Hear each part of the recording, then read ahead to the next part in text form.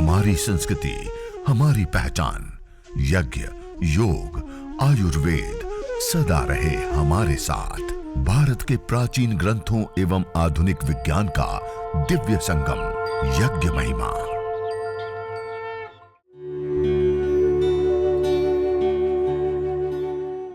भारतीय संस्कृति में यज्ञ, योग एवं आयुर्वेद जैसी अमूल्य विद्याएं हैं, जिसका मूल है वेद। इतिहास की ओर दृष्टि डालें तो भगवान राम, भगवान कृष्ण से लेकर राजा महाराजाओं, ग्रामवासियों व अरण्यवासी ऋषियों की कुटियों तक नित्य व नैमित्तिक यज्ञों का प्रचलन देखने को मिलता है। ओम सभी को। मुझे क्या बोलूं, सच में नहीं पता चल रहा है, लेकिन मुझे इतना अच्छा लगता है ना यज्ञ जब भी मैं करती हूँ। और यज्ञ के बाद प्राणायाम करती हूँ मैं। स्वामी जी ने मुझे बताया था कि प्राणायाम किया करो, प्राणायाम से बहुत लाभ मिल रहा है मुझे। और मैं पहली मतलब कैसे थी, जब भी मैं होश में आई उसके बाद मैं पैरों की उंगलियों पे चलती थी। मेरा पूरा मतलब बैलेंस वगैरह सब सब मेरे में कुछ नहीं था। लेकिन जय हवन के बाद मैं एक्सरसाइज, हवन के टाइम पे मैं हवन होने के बाद मैं एक्सरसाइज करती थी। और 1.5-2 घंटा मैं एक्सरसाइज करती थी। पूरा दिन भी मैं प्राणायाम करती थी और एक्सरसाइज करती थी, तो उससे मुझे बहुत मतलब ताकत मिलती थी। और जब मैं कोमा में थी ना, तब मतलब जब मुझे घर पे लाया गया, हवन चालू कर रहे थे लोग, तो हवन के जितने भी मंत्र थे, मैं जब होश में आई तब खुद से मैं मंत्र बोलने लगी। सिर्फ स्टार्ट करके दोगे ना तो पूरा पूरा मंत्र मैं बोल लेती थी। कोमा अवस्था में जाने के बाद कितना 7 महीने रही ना, 7 महीने रही 3 हॉस्पिटलों में, 5 हॉस्पिटलों में 7 महीने रही। एक एक दिन में 1-1 लाख से ज्यादा का भी बिल भरे, सब कुछ किया। डॉक्टर जो स्पेशलिस्ट डॉक्टर, स्पेशल चिकित्सा है जो किया जा सकता है सारा करने के बाद लास्ट में डॉक्टर लोगों ने घर पे जाने के लिए सलाह दे दी। तब उन्होंने चालू किया घर के अंदर हर रोज हवन करना। और 2.5-3 महीने में वो कोमा से बाहर आ गई। कहाँ 7 महीना, लाखों रुपए, और कहाँ 15 दिन। और दूसरा, डॉक्टर लोगों ने क्या कहा था कि उनकी स्मृति शक्ति नहीं आएगी। कोमा से बाहर भी आ गई तो स्मृति शक्ति नहीं आएगी, देख नहीं पाएगी और बोल नहीं पाएगी। आज हम सब लोगों के सामने, और अभी इंजीनियरिंग की पढ़ाई कर रही है, चालू कर रहेगी, हाँ, कर रही थी, इंजीनियरिंग की पढ़ाई कर रही थी और ऐसा हो गया, अभी चालू करेगी। तो ऐसे ऐसे चमत्कार। और उनको ये सबसे बड़ा चमत्कार कि कोमा में थे, कमरे में यज्ञ चल रहा है, कोमा से बाहर आने पर वो खुद मंत्र पाठ कर रही है बिना याद किए। तो ये ऐसे, जैसे मैंने कहा ना कि यज्ञ करने पर हमारे पंच प्राण, पंच उपप्राण, सप्त धातु ये पोषित होते हैं। नैनो पार्टिकल, मॉलिक्यूल्स, कंपोनेंट्स, ये विशेष रूप से हमारे, श्वास तो ले ही रहे थे ना तब भी, जब हम वो कोमा में भी थे, श्वास तो ले रहे हैं। जब तक श्वास है तब तक जीवन है, और जब तक जीवन है तब तक हम यज्ञ चिकित्सा दे सकते हैं। और जो मैंने कहा ना, यया प्रयुक्त्या चेष्टा राज यक्ष्मा पुराजित ताम वेद विहिताम आरोग्यार्थी प्रयोजित। जब व्यक्ति की आयु, स्थिति बीमारी की बिगड़ चुकी है, अलग अलग चिकित्साओं से भी जब ठीक नहीं हो रही है, तब आरोग्यार्थी, आरोग्य चाहने वाला, वेद विहित यज्ञ का अनुष्ठान करके उस बीमारी को जीते, ये हमने साक्षात देख रहे। एक बार जोरदार करतध्वनि उन माता जी का भी, जिन्होंने इतने धैर्य पूर्वक ये चिकित्सा को विशेष रूप से किया। और आज अपने गांव पे, मुंबई में वो जहां रहते वहां पर सेंटर चालू करके लोगों को यज्ञ चिकित्सा सिखाते हैं, बताते हैं, कराते हैं। इसको देख करके कितने लोगों ने यज्ञ चिकित्सा अपने घर में यज्ञ करना चालू कर दिया। तो ऐसे और भी बहुत सारे लोगों को लाभ दिए माता जी ने। हाँ, हमारे बीच एक दूसरे पेशेंट उपस्थित है। कोरोना काल में उनको श्वास की तकलीफ शुरू हो गई थी। चलते चलते सांस फूल जाती थी और धीरे धीरे प्रॉब्लम बढ़ते गया। तो डॉक्टरों ने बोला कि आपको लंग्स फाइब्रोसिस का प्रॉब्लम है, शायद लंग्स में कैंसर भी हो सकता है। लेकिन उन्होंने यज्ञ के द्वारा ये प्रॉब्लम को ठीक किया, तो हम शिल्पा बेन से जानेंगे। हम सामान्य रूप से क्या कहते हैं, कोई भी धुआं होता है तो क्या होता है, पोल्यूशन। धूम्र के अंदर जिनको अस्थमा की प्रॉब्लम हो उनको रखे तो क्या होता है, अस्थमा का अटैक आ जाता है। अब उसमें भी क्रोनिक अस्थमा की रिपोर्ट थी ना, क्रोनिक अस्थमा डिटेक्ट हुआ क्या, बहुत एडवांस स्टेज में, और उसके साथ साथ वो लंग फाइब्रोसिस में कन्वर्ट हो गया, लंग फाइब्रोसिस भी साथ में हो गया। लंग फाइब्रोसिस को WHO कहते हैं लाइलाज बीमारी, उसका कोई इलाज है ही नहीं, एक बार हो गया तो अब जान लेकर के जाता है। और ये दोनों ही क्रोनिक अस्थमा और लंग फाइब्रोसिस दोनों ही डिटेक्ट होने पर क्या स्थिति थी और कैसे ठीक हुआ, खुद बताएंगे। सभी को ओम। ये मेरी वाइफ है शिल्पा जेठवा। उनको कोरोना से ठीक 1-2 महीने पहले लगातार कंटिन्यूस 1 महीने तक बुखार रहता था, तो बुखार कम ही नहीं होता था। तो 3-4 डॉक्टर को चेंज किए, तो अलग अलग रिपोर्ट निकाले, सब CT स्केन। तो कोरोना પહેલા 2 મહિના પહેલા આની તબિયત થોડી ખરાબ થવા માંડી, રોજ તાવ આવતો હતો અને ખાવા પીવામાં કંઈ ચાલે નહીં, અશક્તિ આવી, નબળાઈ આવી ગઈ। મહિનાનો લગભગ 4 થી 5 કિલો વજન ઘટી ગયું, એકદમ નબળાઈ આવી। 3 થી 4 ડૉક્ટર ફેરવ્યા, કેટલાક તો રિપોર્ટ કરાવ્યા, CT સ્કેન કરાવ્યું, સોનોગ્રાફી કરાવી, એક્સરે કરાવ્યું, अलग अलग डॉक्टरને બતાવ્યું। કોઈક સ્પેશિયલિસ્ટ ડૉક્ટરો કે આને TB છે, તો મહિનામાં 3 વાર TBના રિપોર્ટ કરાવ્યા, તો એમાં TB નહીં આવ્યું, કે TB નથી, આને કંઈક અલગ છે। તો CT સ્કેન રિપોર્ટ કરાવ્યો, સ્પેશિયલિસ્ટ કીધું તો કે આને TB નથી, આને લંગ ફાઇબ્રોસિસ છે અને બાયોપ્સી ટેસ્ટ કરાવવું પડશે। તો 1 મહિના પછી આટલા 25-30 હજારનો ખર્ચો કરાવ્યો, પછી બાયોપ્સી ટેસ્ટ કરવાનો 25 હજારનો ખર્ચો। એટલે મેં કીધું હું વિચારીને તમને કહું છું 2-3 દિવસમાં, તો પછી બાયોપ્સી કરાવશું એમ। તો પછી 2-3 દિવસમાં વિચારીને નક્કી કર્યું કે બાયોપ્સી કરાવી લઉં। પણ ત્યાં તો આ કોરોનાના ગાઈડલાઇન્સ આવી ગઈ, હવે કોઈ બીજું કંઈ ઓલી નહીં થાય, ખાલી કોરોનાની ટ્રીટમેન્ટ થશે અને OPDને બધા સેન્ટર બધા બંધ થઈ ગયા। તો ડૉક્ટર કે હમણાં કંઈ આ બાયોપ્સી ટેસ્ટ નહીં થાય, હવે જેમ ચાલે જેમ ચાલવા દો, કે તમે જો સાઇન કરી આપો તો એટલે સિરોડની દવા લખી દઉં, તો એનાથી તમને ખાલી ટેમ્પરરી સારું થાય, પણ રોગ પ્રતિકારક શક્તિ એની ઘટતી જશે।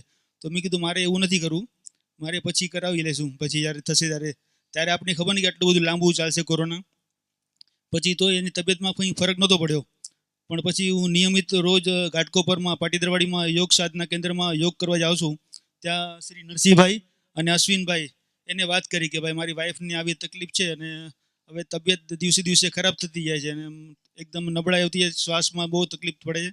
તો મને કહે તું આપણે અહીંયા આપણે હવન થાય છે વાડીમાં, તો તું હવનમાં આપણે એને બેસાડશું ને એમાં પ્રાણાયામ કરાવશું તો સારું થઈ જશે એમ। તો એને પછી રોજ નિયમિત રીતે એને ચાલુ કર્યું હવનમાં બેસવાનું, અને પછી શરૂમાં તો પ્રાણાયામ બી નથી કરી શકતી, શ્વાસ ચડતું હતું, અને ધીરે ધીરે એને થોડું પ્રાણાયામ શીખડાયું, અને અઠવાડિયા 15 દિવસમાં જ એને થોડી થોડી એમાં રાહત થતી ગઈ, અને શ્વાસમાં મળતો ગયો, અને તાવ પણ પછી નોર્મલ થતું ગયું, અને બોડીમાં રિકવરી જલ્દી થવા માંડી। અને ફક્ત ખાલી આ હવન ઉપર જ એનું સારું થયું વગર દવાએ, અને એને પ્રાણાયામ કરવાથી આજે સારું છે, સંપૂર્ણ સારું છે। ये जो हम यज्ञ चिकित्सा का एक बहुत सारे पहलू की चर्चा की ना, उसमें से एक पहलू है यज्ञ चिकित्सा भी, कि इससे यदि रोग हो गया है तो उसको हम ठीक भी कर सकते हैं, और पहले से ही हम यज्ञ करते हैं तो रोग हो ही ना, ये स्थिति भी हम अपने हाथ से क्रिएट कर सकते हैं। ये यज्ञ वो विद्या है। और ये जो केस हमने देखे ना, ये जितने भी केस हमने रखे, ये वो केस हैं जिसको हम मॉडर्न मेडिकल साइंस बहुत विकसित कहते हैं। स्पेशलिस्ट डॉक्टर हैं, स्पेशल दवाइयां हैं, स्पेशल ट्रीटमेंट हैं, सब कुछ करने के बाद जब हम लाखों रुपए लगा देते हैं और जब जीवन हाथ में नहीं आता है और डॉक्टर जवाब दे देते हैं, उसके बाद ठीक हुए पेशेंट।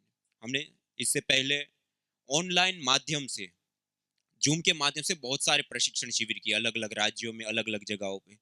लोगों को जब ये चीजें पता चली, अभी हम ऑफलाइन कर रहे हैं सब जगह पे कार्यक्रम, अभी मैं तेलंगाना गया हुआ था, तो तेलंगाना में जिन लोगों ने ऑनलाइन में प्रशिक्षण लिए थे, घर में यज्ञ अपनाए, बीमारी के कारण सामान्य रूप से घर में अपनाए, वो लोग वहां पर ऑफलाइन में सामने आए। वहां पर एक प्रणीता बहन, ये तेलंगाना की मैं बात बता रहा हूं, उनको लीवर का कैंसर था। लीवर का कैंसर होने के बाद वो इन्फेक्शन फैला, 6 जगह पे घाव हो गए, और पहले हैदराबाद में अलग अलग ट्रीटमेंट लिए, कुछ विशेष लाभ नहीं हुआ, उन्होंने मुंबई में ट्रांसफर किए, मुंबई में कहीं ट्रीटमेंट लिए, उसके बाद उन्होंने हैदराबाद फिर वापस ट्रांसफर कर दिया। हैदराबाद में 2 ट्रीटमेंट दिया, उसके बाद डॉक्टर लोगों ने कहा कि अब हम ये ट्रीटमेंट नहीं दे सकते, आप जितने दिन जीते हैं आप सेवा कीजिए, घर पे ले जाइए, अब हम नहीं कर सकते। वो पति पत्नी रोते हुए घर पे आए थे और तब तक में उन्होंने 57 लाख रुपए खर्च किए थे। कितने? 57 लाख खर्च करने के बाद हाथ में क्या आया?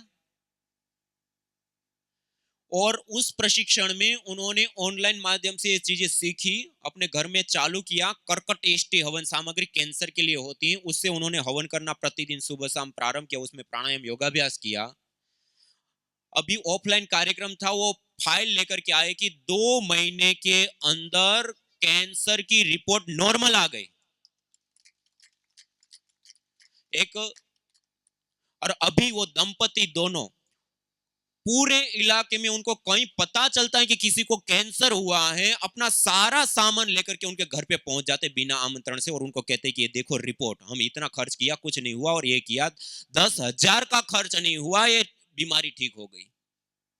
और सब लोगों को सिखा रहे हैं और हर रोज अपने घर में करते, और अपने घर में हर दिन अपने साथ काम करने वाले संबंधी आसपास में रहने वाले एक दंपति को हर रोज आमंत्रित करते हैं अपने यज्ञ में कि आइए आप आज हमारे साथ बैठ करके यज्ञ की। उनको भी सिखाते हैं, बताते हैं, कहते हैं कि आप भी 10 मिनट 7 मिनट अपने घर में कर लो, इतना लाभ होगा।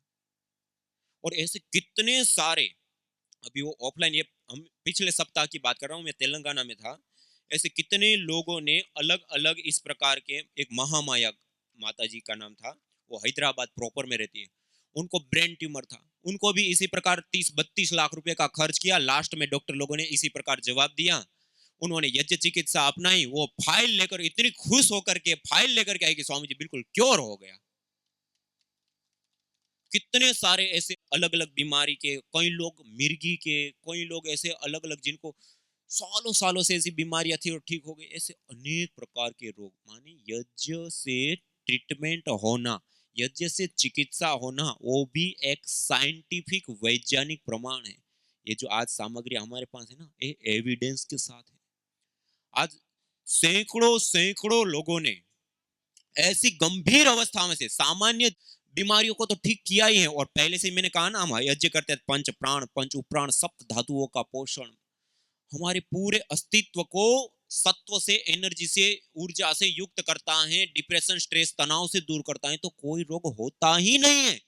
और हो गया है तो रोगानुसार थोड़ा कर ले तो रोग ठीक हो जाता है। तो ये यज्ञ एक चिकित्सा पद्धति के रूप में भी कार्य करता है। तो कितने लाभ हो गए आपको बताने हैं, कितने लाभ हुए। सबसे पहला लाभ क्या बताया था, हवन करने पर क्या होगा, देव ऋण से उऋण होंगे। क्या होंगे, अग्नि, वायु, जल, पृथ्वी, इन सबसे हम ले रहे हैं ना, वापस क्या लौटा रहे हैं उनके लिए, तो हम देव ऋण से ऋणी होते हैं। और वो ऋण से उऋण होने के लिए देव यज्ञ करने के लिए कहा। क्या करने के लिए, सुबह में सूर्य और प्रजापति के लिए, शाम को अग्नि और प्रजापति के लिए विशेष आहुतियां देने के लिए कहा।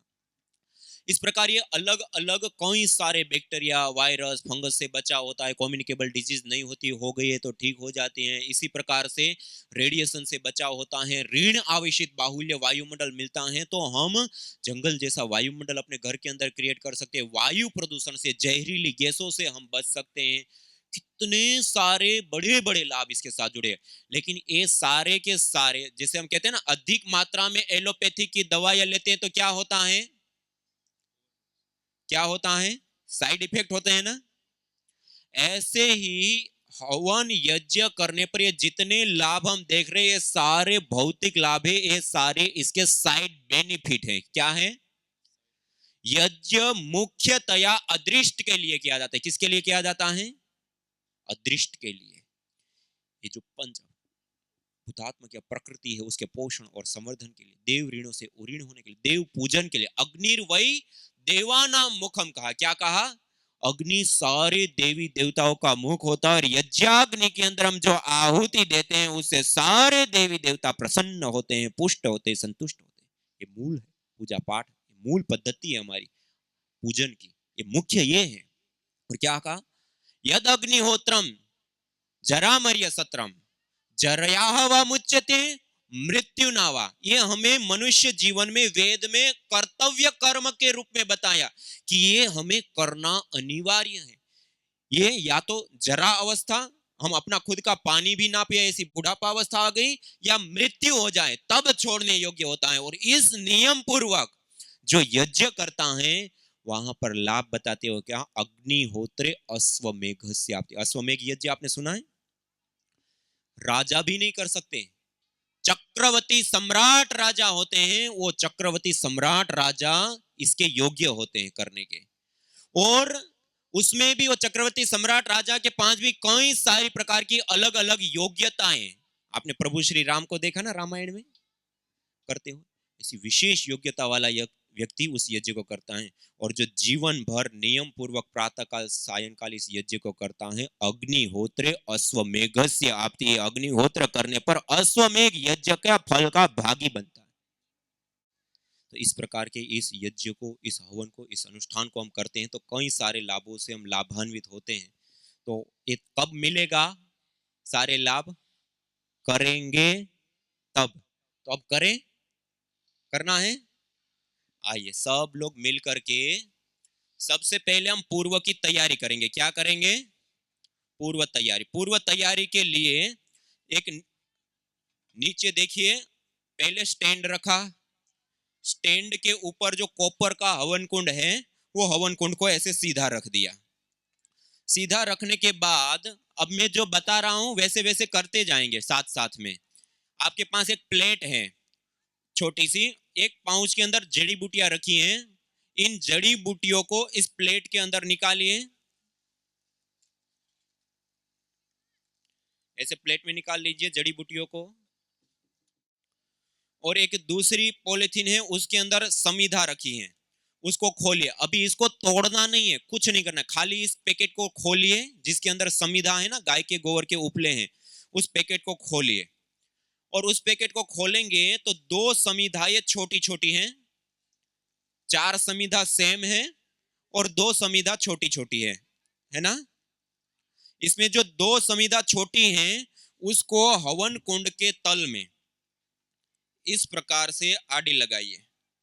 पहले स्टेप पे ऐसे देखिए, जो हवन कुंड के ऊपर बैठे हैं सब लोग इधर देखेंगे। इस प्रकार 2 समिधाओं को हमें आड़ा लगाना है।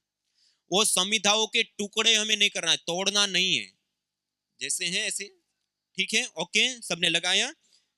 दोनों साइड से भी थोड़ा गैप रखेंगे, बिल्कुल साइड में नहीं कर देंगे, साइड में भी थोड़ा थोड़ा गैप रहेगा।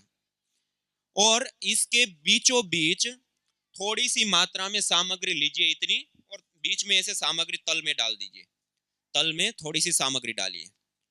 उससे अतिरिक्त आपके पास जो ये छोटी सी डिब्बी है ना, उसके अंदर रुई रखी है, उसमें से एक बाती को सीधा करके, आपके पास दीपक है ना, दिया, उस दीपक के अंदर ऐसे लगा दीजिए एक को, और बाकी जो रुई है उसको पतला पतला ऐसे लंबा करके हवन कुंड के बीच में जो हमने सामग्री डाली ना, उसके बीचों बीच ऐसे लगा दीजिए, रख दीजिए सामग्री के ऊपर।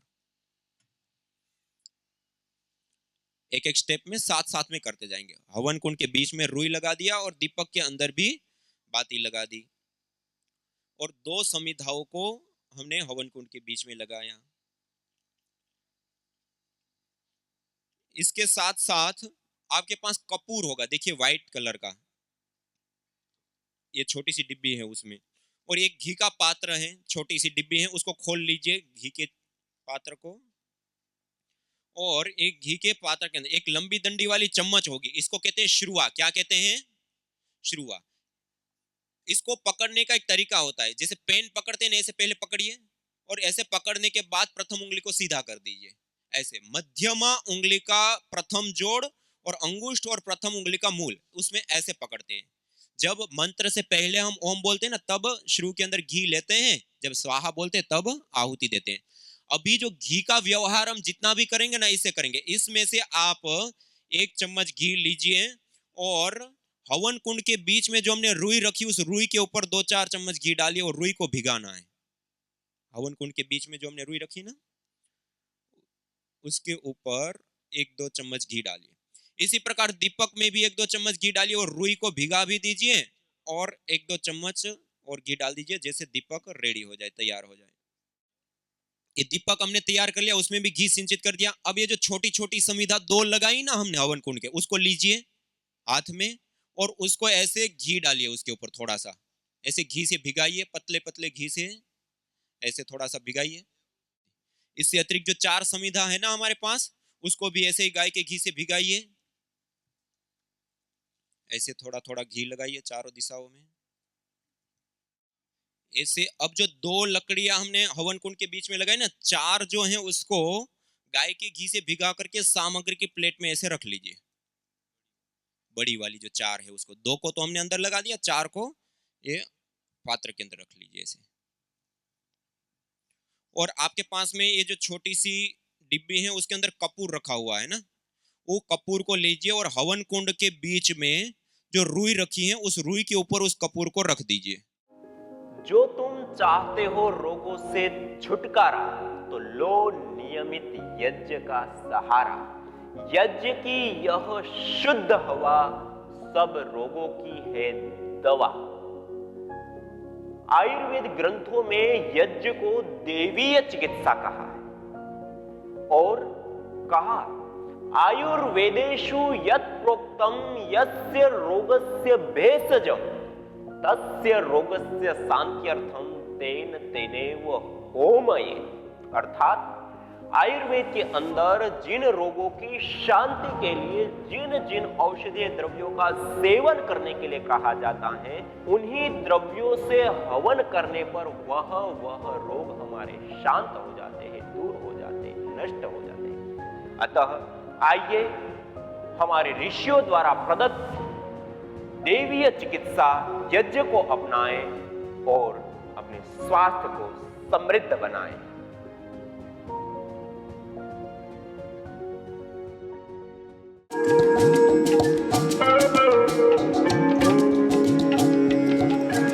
कर्कटेष्टि हवन सामग्री जो विशेष करके हल्दी, कचनार, देसी तुलसी, अपामार्क, लोध पठानी, कचूर, शरपुंखा, गिलोय, नीमपत्र, द्रोणपुष्पी, नीलपत्र आदि विशेष हवन सामग्री से हवन करने पर उत्पन्न धूम्र के अंदर क्लोरोजोटोसिन, ओलिक एसिड, फोलिक एसिड आदि विशेष कंपोनेंट्स मॉलिक्यूल्स पाए जाते हैं जो विभिन्न प्रकार के कैंसर एवं गांठ आदि रोगों में लाभप्रद होती है। यज्ञ भारतीय संस्कृति का मूल है। तो आइए हम संकल्प लें, संसार के श्रेष्ठतम कर्म यज्ञ को अपनाएं। पिंड और ब्रह्मांड में संतुलन कायम करने वाले यज्ञ को अपने जीवन का अभिन्न अंग बनाएं एवं प्रकृति मां के प्रति अपने ऋणों को अदा करें। विश्व स्वास्थ्य का एक नारा, यज्ञ से होगा जग उजियारा। भारतीय संस्कृति की अमूल्य विरासत यज्ञ की महिमा को जानने हेतु वैदिक चैनल पर प्रतिदिन प्रातः एवं सायं 11:30 बजे यज्ञ महिमा कार्यक्रम से जुड़े। विशेष जानकारी हेतु संपर्क करें। मोबाइल 9068565306।